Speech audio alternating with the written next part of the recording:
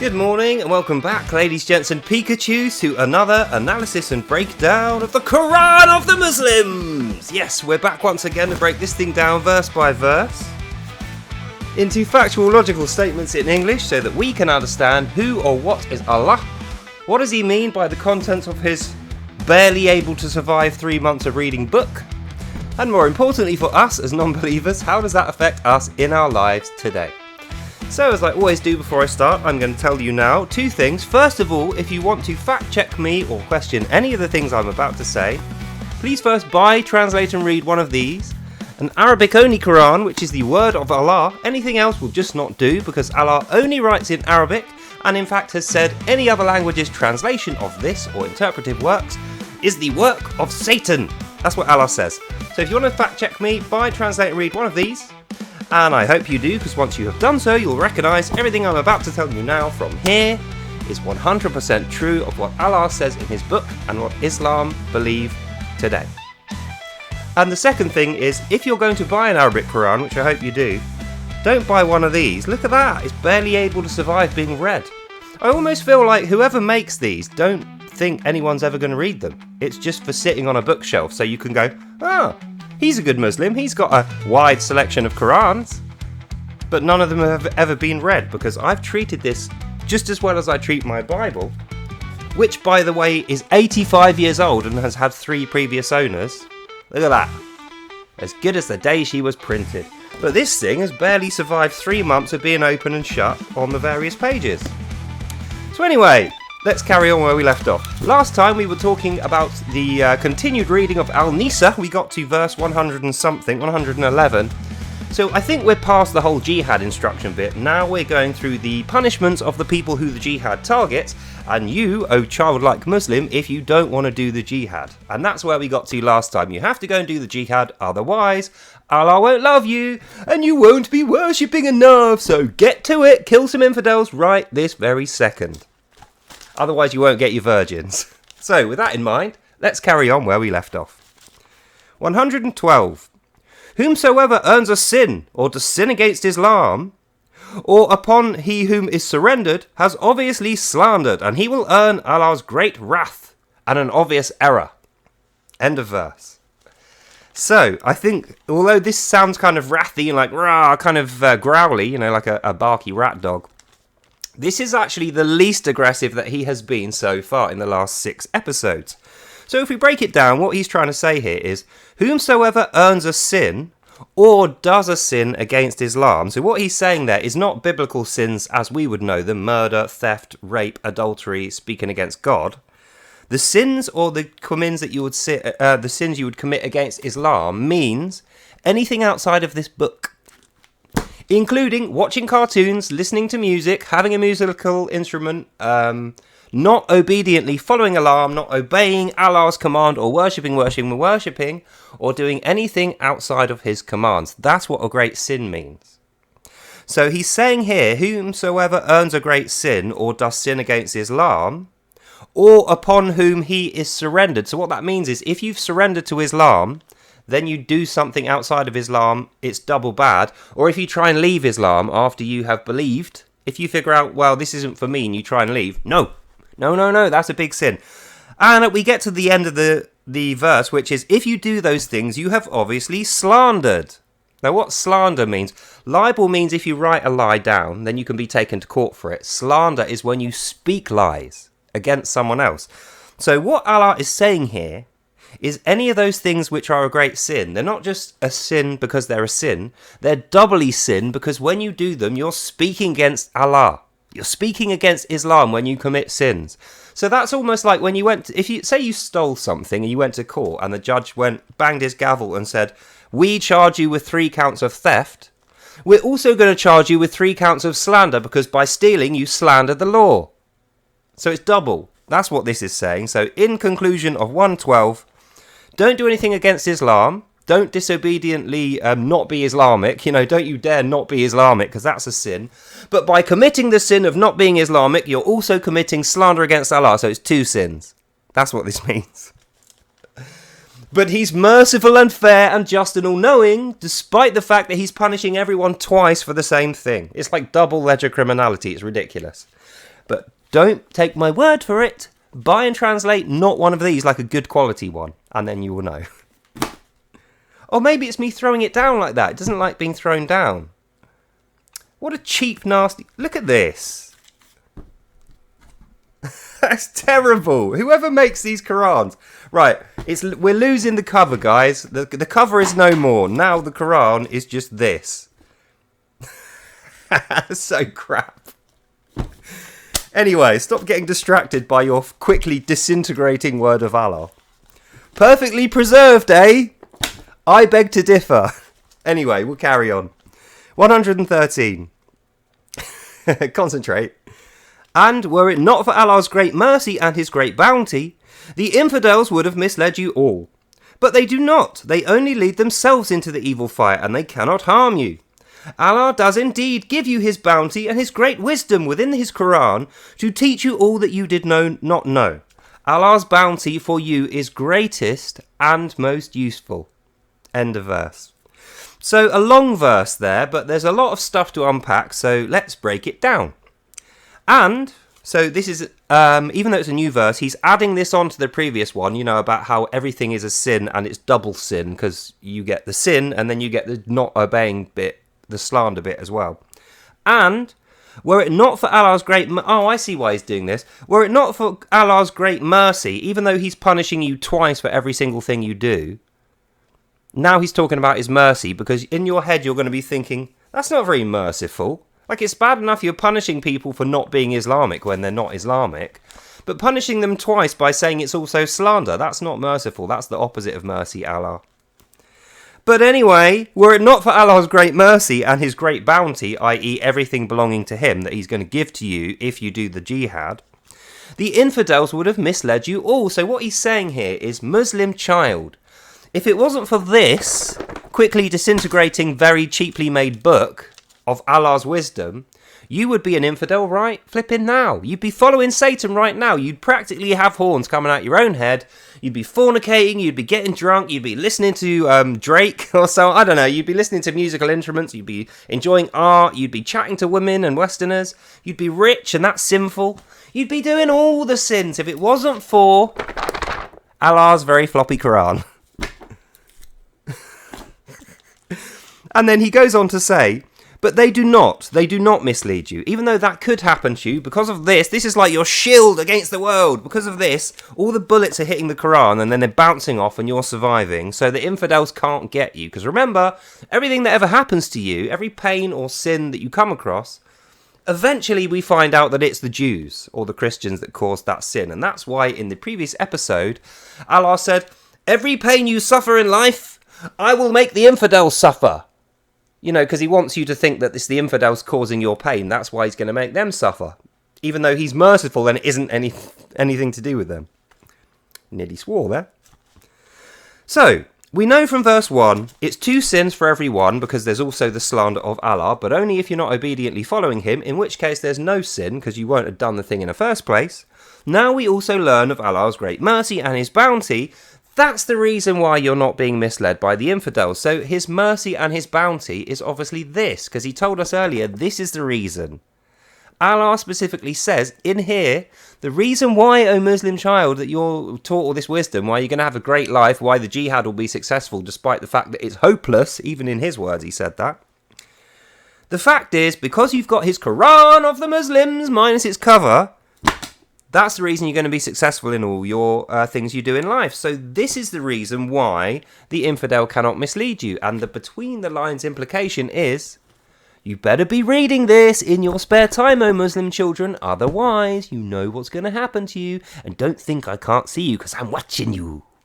See, it's all collecting. All the previous readings are in this book. This, even though it's Al-NIISA, women and children, I would go as far as saying Al-NIISA is the most important book so far out of the 4 we've covered and all the connected hadiths. Al-NIISA is chef's kiss. This is the good bit. So I'm hoping that you're revising all the previous episodes, because we're going to need to know this. When the jihad arrives at the gates and it gets sprung open from the inside by the stealth Muslims pretending to be our friends, We are going to need to know this. Al-NIISA in particular. So he goes on, were it not for Allah's great mercy and his bounty, the infidel would have misled you all. You'd all be following Satan, fornicating, drug taking, getting drunk, committing all the sins, listening to music, all the bad stuff. But they do not. They only lead themselves to the evil fire, i.e. doing all that stuff is going to send you to the evil fire, his hell, listening to music and Western stuff.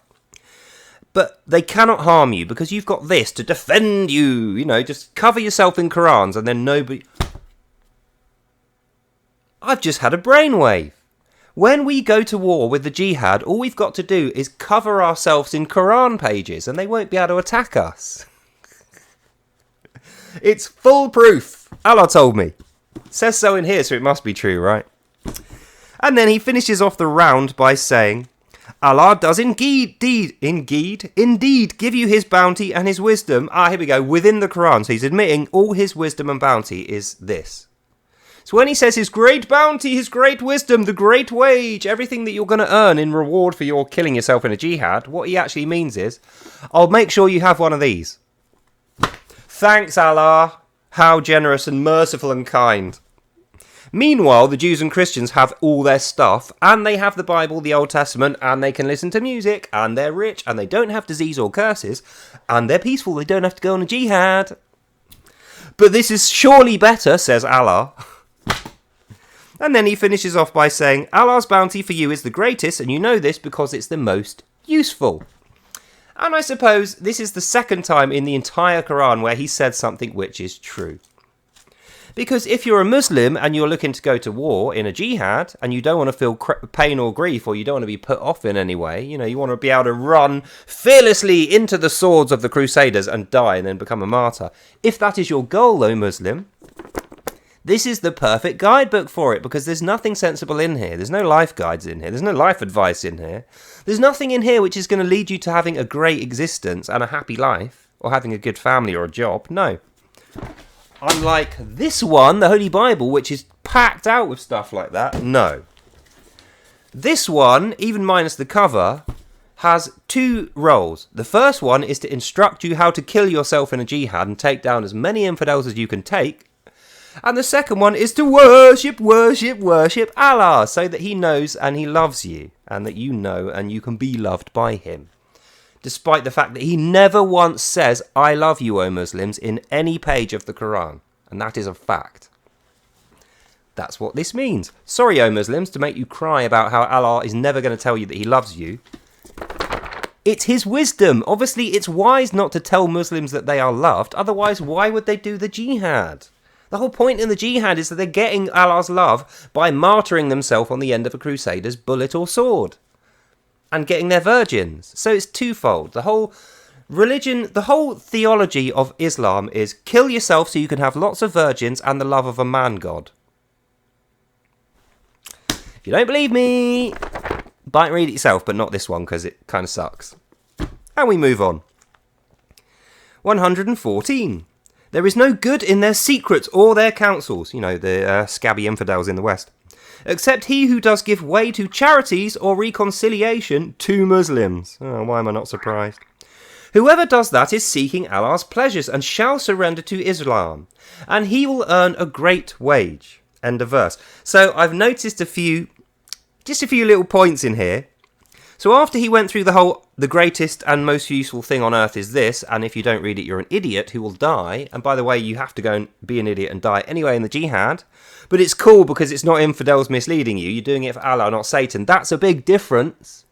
If you go to a war and die in sin for Satan, that's bad. But if you do exactly the same thing for Allah, then it's good. That's what that means. So this bit is kind of addition to that. There is no good in their secrets or their counsels. So the reason he's saying this is the secrets in here are brilliant. Allah's counsel is brilliant. But theirs are really bad, so don't listen to theirs. You see what he's doing there? Because he's sending his children into the lion's den, isn't he? He's sending his children to a foreign country where they're all friends, family, and they all speak the same language, and they all have a similar culture. Even the secular culture is based off Christianity. So they generally all agree with each other, and there's a togetherness, a camaraderie, right? So they're going to stick up for each other against these guys. So when you're sending these guys over one at a time, and their children who don't know anything, apart from Jihad and Allahu Akbar, that's all they know, they're going to see these guys and they're going to think, wow, they're really clever. Look at their buildings. Look at their amazing technology. It's magic. No, it's not magic, like Allah tells you it is. It's just good technology. They're going to see science. They're going to see medicine. They're going to see computing. They're going to see sociology, psychology, everything. And they're going to go, wow, these guys are really clever. Maybe they're going to be more difficult to kill than I originally had thought. But no, they're not. Allah's telling you, there's no good in their secrets. None of that stuff's actually any good. It's rubbish. Don't pray for it. Don't want it yourself. It's sinful. It's bad. All you want is this. So their secrets and their counsels are bad. There's no good in them.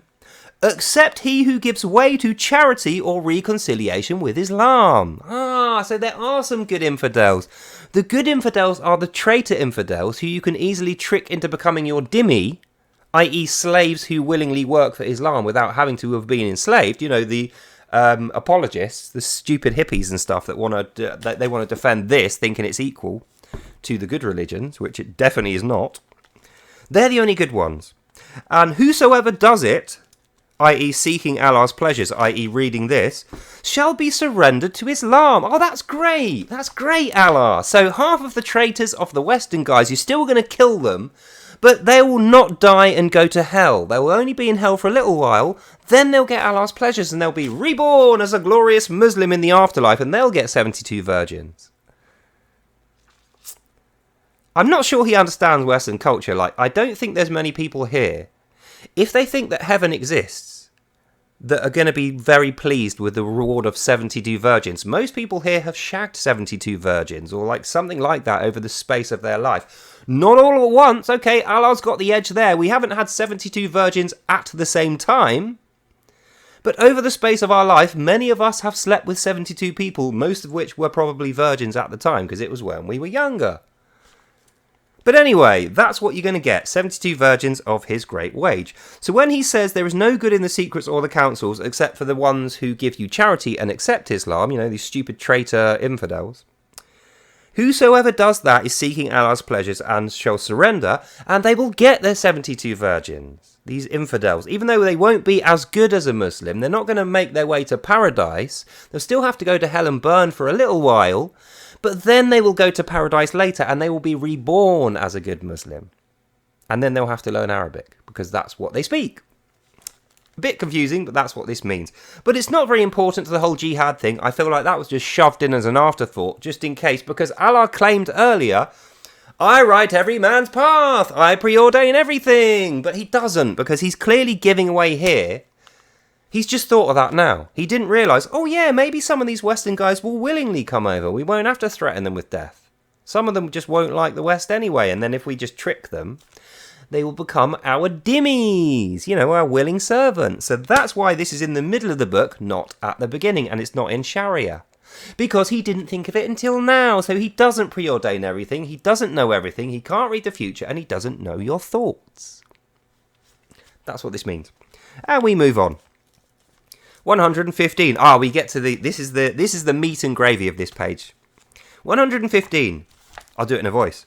Any who oppose Muhammad after my guidance has been read or heard follows only disbelief and is an infidel.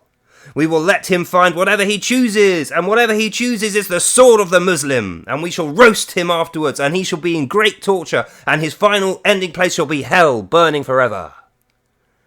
End of verse. I love that one. So let's break it down. Any who oppose Muhammad after my guidance has been read or heard follows only disbelief and is an infidel. So remember, this is mother teaching little Jimmy Muhammad the child. So what we're saying now is, after that whole bit about the jihad, then about punishing the infidels, then last as an afterthought, oh yeah, some of these guys might willingly come, so don't forget those, you know, don't accidentally kill those guys. That's Muhammad's teaching. Muhammad's teaching is this. Even though it's written by Allah, Muhammad's the one that dictated it. So we know when he says all who oppose Muhammad after my guidance, what he's saying is his guidance is the words, Muhammad's guidance is the speaking. So anyone who opposes either this in writing or the verbal speaking of it in the imams, the coming out the lips of the imams, follows only disbelief, i.e. every other religion on earth, atheists, agnostics, apologists and ex-Muslims, and they are all infidels. So you treat them just as you would any skanky, evil ape Jew or disgusting rabble shepherd Christian. That's what he calls us. So obviously you kill those guys, and then we will let him find whatever he chooses. So it makes it sound like, oh yeah, I'm going to let them go off and have good lives for now. But later on, they're going to die, because obviously he can't control what we do. And even though he says he preordained everyone's path, he's obviously preordained us to have a great, rich and wealthy and a joyous life, because that's what we're doing. Meanwhile, his poverty-stricken, warlike Muslims are hating it. And they're looking over at us jealously and going, why doesn't he brainwash us with this mind control? Why doesn't he write us a sinful path and then save us at the last minute? Maybe that would be a little bit more merciful, but he doesn't. He just gives it to those guys. Just a thought, Muslims, why is Allah rewarding us when we're infidels with all this great stuff, allowing me to crap all over him and his crappy evil book full of nonsense, which I have read and have understood, but just do not agree with? Why is Allah allowing me to do that without having my head sliced off? I don't have to have lashes, but you can't. You can't do that. You're at home now in your Arab country. You try making a video like this and see how long you last. I guarantee you 2 days, 3 days in, off with your head, you're dead, you'll be lashed, then you'll be beheaded, then your family will be tortured, and they will be poor in future, and the whole village will hate them. So why does Allah give me more riches, more freedom, more joy, more of a chance to express myself and be free than he does you, O faithful Muslim? Ever thought about that?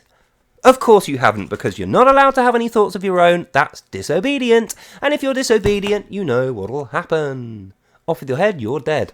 So that's what this means. Any who oppose Muhammad after my guidance has been read or heard follows only disbelief and infidelity, so they're really bad, evil, nasty Jew-like people. We will let them find whatever they choose. So we have no control over these guys. That's Allah's admission that he's letting everyone who is an infidel do exactly what they please, because he cannot control them, because he has not preordained everyone's path, and he was lying to you, so that you can fight his jihad for him, because he can't do it without you. What he chooses is the sword of the Muslim. See, I told you, he can't kill us. He needs you to kill us. So if you tell him to get screwed and you don't kill us, if you just move here and have happy lives and accept the blessings of living in a nice, peaceful, wealthy country, you will have a great time too. And you won't have to die on the end of a sword. Neither will you have to die in hell in sin for killing people. You'll just be happy. But you'll have to ignore this. Just saying. Then he finishes off by saying, we shall roast him afterwards in hell in great torture, and his final ending place will be forever sin and fire. Well, that doesn't need much breaking down, does he? So Allah's saying here, any who oppose Muhammad, i.e. if you do this, O Muslim child, is bad, an infidel, like a skanky Jew. Not only that, is even though we're going to let him go off and do whatever he likes, so he's telling you, O Muslims, if you leave Islam, you'll be happier in your life and you'll get more stuff because you won't be limited by the nonsense in here. So you'll come to our country and have a really great, wealthy, happy existence and a good career and a wife. Just one, that loves you, not just one that's baby magnet for you. But what he chooses is going to be the sword of the Muslim. So if you do that, other Muslims are going to come and kill you. Apart from if they're like you and they decide they don't want to be murdering people, they would much rather be happy and peaceful, maybe. Like how Jesus asked you to be. So anyway, either way, the infidels we shall roast. Afterwards, in hell, a great torture shall be theirs, and their final resting place shall be ever fire, burning in hell and sin forever. That's what that means. And we move on. 116. Most important is, Allah will never forgive the worship of other gods beside He. He only forgives others, not the ones who do that. Whomsoever partners worships besides only Allah, stray into the worst sin and are evil. End of verse. So, this is written in order of priority. The last bits are the most important. So first, know you have to go and do the jihad. Second, know that if you're too weak to do it, you're a coward, or you chicken out at the last, or you die on the way there. You're still going to be considered a Muslim. You still get your 72 virgins, but only if you apologise profusely and you were intending to kill them. If you got killed by accident and you didn't kill any other Muslims. Then he says there's no good in the stuff over there that you're going to find. When you go to these other countries and you find them much wealthier and more peaceful than yours, and the people are nicer to you and you have freedoms, you don't want any of that stuff. Nah, mate, you don't want that, says Allah, because you might enjoy it and then you'll turn your back on this thing. Then he says, most important is, : Most important is, Allah will never forgive you if you worship other gods. So don't you dare think about going over there, enjoying all this wealth, being happy, having a family, a joyful career, and educating yourself, and genuinely having a great life, and realising the truth that this is nonsense, this book here, and then becoming a Christian. That's what he's most scared of. If you become a Christian, having been a Muslim, and you have a great life, and you don't get killed by other Muslims, you are basically prime evil for Allah.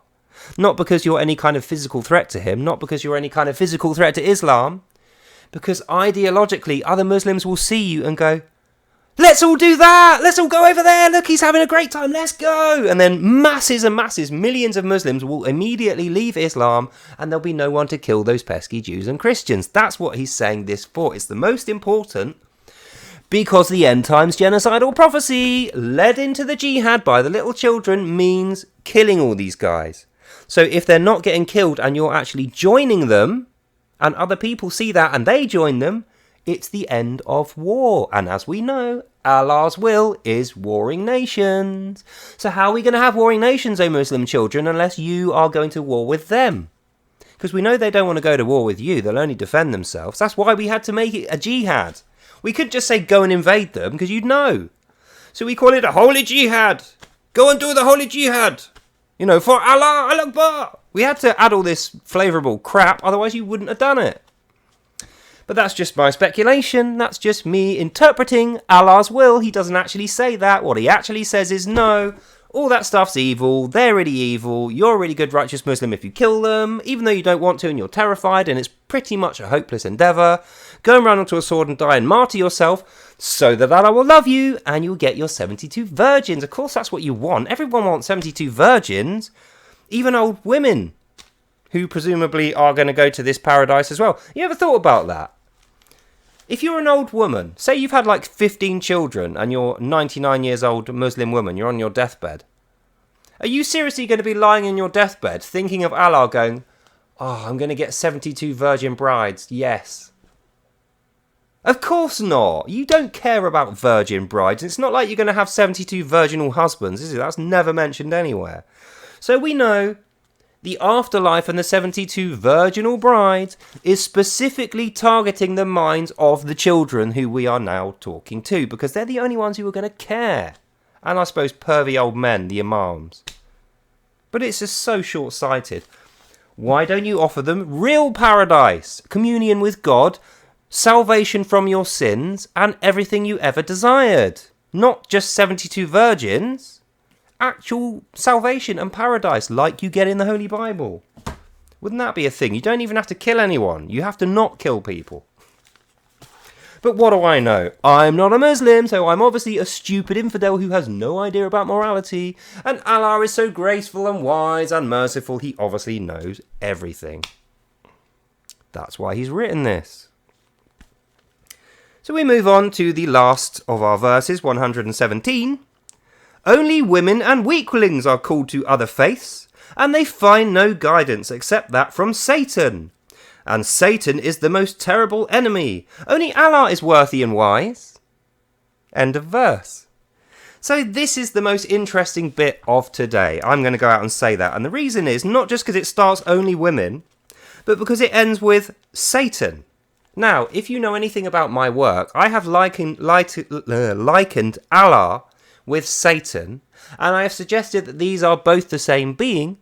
And what happens is Allah goes, I am graceful, wise, and merciful Allah. Satan will punish you if you disobey me. Then when people disobey him, he goes, I've got to go. Then he comes back with a red mask on with a little plastic horn stuck on and goes, I am now Satan. Lightning bolt, lightning bolt, lightning bolt, and punishes you. Then after he's punished you, he goes, I can hear Allah coming. I better go. Then he comes back without the mask and the horns on, and he's like, I am wise and graceful, and what's happened to you, Muslim? And then he helps the Muslim up off the floor and revives him from the lightning bolts. So what he's effectively doing, and this verse 117 is the proof of it, or more proof than we've already got, he's assimilating himself with Satan. They work on the same projects, they work on the same stuff, they believe in the same stuff, and they are both guiding Muslims. So let's have a look. If we break it down, 117, only women and weaklings are called to other faiths. So what he's saying there is, if you decide you're going to be a Christian while you're off supposedly doing the jihad, but you find a life and wealth and a girlfriend who's Western and she convinces you don't need to kill people, you can be loving and kind and peaceful and you don't need to do the jihad, and you're seduced by it, which is what he called it earlier, you're a weakling. Or you might possibly be a woman, because they're the only two groups who will ever do that. And Allah knows everything. Remember, he's all wise and all knowing, so that's the truth of the Islam faith. If you leave Islam, it's because you're either a woman or because you are a cowardly weakling. And that's the reason you're called to the other faiths. And you will find no guidance except that from Satan. Even though Allah specifically said at the beginning, I will guide you from the darkest depths. He said that in Al-Imran. And actually in Al-Fatiha he says, my guidance will reach you and it will always be sure and true and never in any doubt. So if it's Satan doing it, then it's not your guidance, is it, Allah? So it is in doubt that your guidance is always there. Unless your guidance is always there and you are Satan with a mask and horns on, which is what I think you are. So he's using the threat of Satan to the Muslim child to make sure when they're over in the Western countries and they leave Islam because Western countries are better. Sorry, cry, cope. We are. It's more fun being a Westerner. We can listen to music. We don't have to get up and pray 5 times a day. We can do whatever we like. We don't have the stupid call to prayer towels. We don't have to wear a flipping dress and a towel over our heads. We can do whatever we like as long as we follow God's law and we don't kill, steal, adulter or murder any of that stuff. We have more fun and we are richer and we have less disease and our countries are happier. That is why he is saying, don't be like them. All their stuff's bad. If you are, you're a weakling or a woman, and Satan will be guiding you. So you'll be enjoying it only because it's sinful and you'll be following Satan. Then he finishes up by saying, and Satan is the most terrible enemy. Only Allah is worthy and wise. Satan, Allah. Satan, Allah. Satan, Allah. On the same page. Satan is bad. Only Allah over here is wise and graceful and powerful. So if you turn away from him, you're looking at him, Satan. But you notice you can't see them both together. You'll never find Satan and Allah stood next to each other in a room.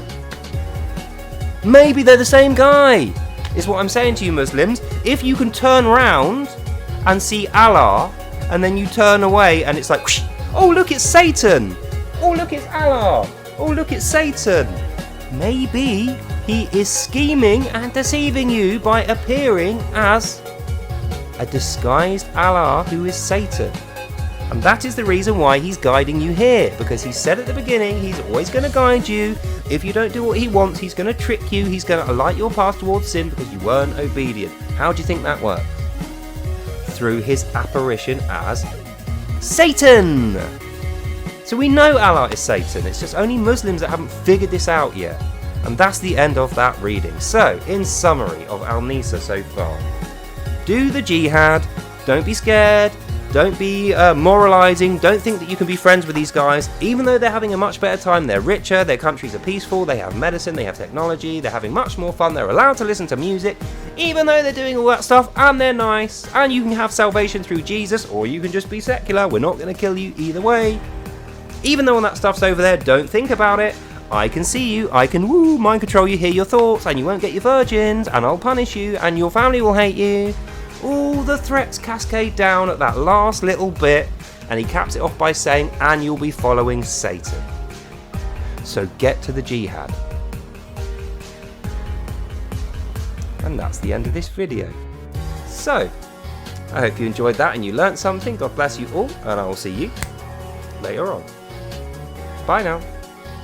I am Satan. Go and read your Quran of the Muslim or I will punish you. I am Allah. Well done for reading the Quran, Daily Corvid. It's so dumb.